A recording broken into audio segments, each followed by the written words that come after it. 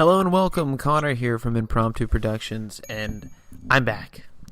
And oh boy am I back, and I'm here to talk about probably my favorite pistol that I own, and it is something sweet, and anytime you see that black little box, you know something nice is coming out, and it's a Glock 30 SF, chambered in .45 automatic Colt pistol. Oh boy, the big bore is here today. And just look at the curves, look at the slim frame, and that is what the SF stands for in 30SF, if you didn't know that.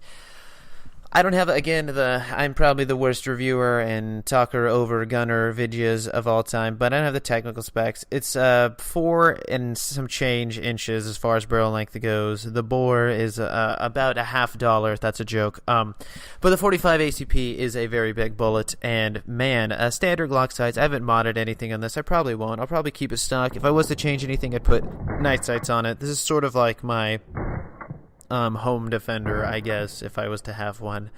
But yeah, besides my bat in my room. But anyways, let's talk about this gun and how it shot.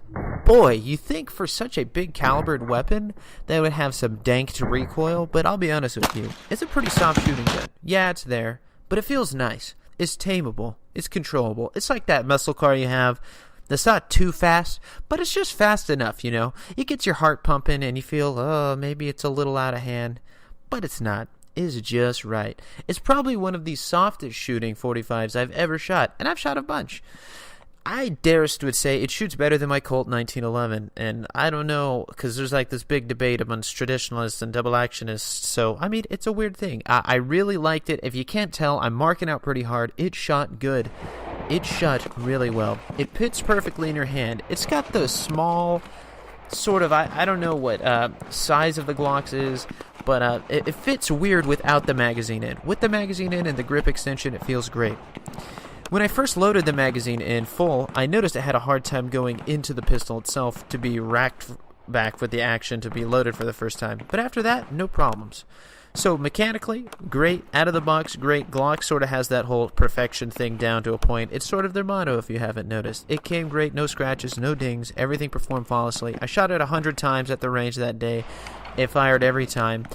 I did have a target set up for this. We were doing some small range, maybe like 7 yards. Nothing too crazy, right? 21 feet. And I scored a couple bullseyes my first time shooting it, so I was pretty excited. If you can't tell, I was giddy like a little schoolboy. I felt like I was a young lad again. I don't know why that pertains to weaponry, but you know when you're excited. I think even a clip in this video, you can hear me go, hey, I got a bullseye. But, you know, it's exciting.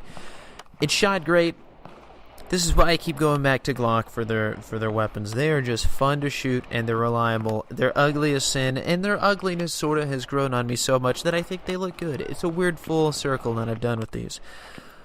But if I had to say, if I could have one Glock, it probably would be this or my Glock 20. Those are just the most fun I've ever had shooting a pistol. So that's not a revolver, I should say. But yeah, if you're looking at the Glock 30, you might want to pick it up.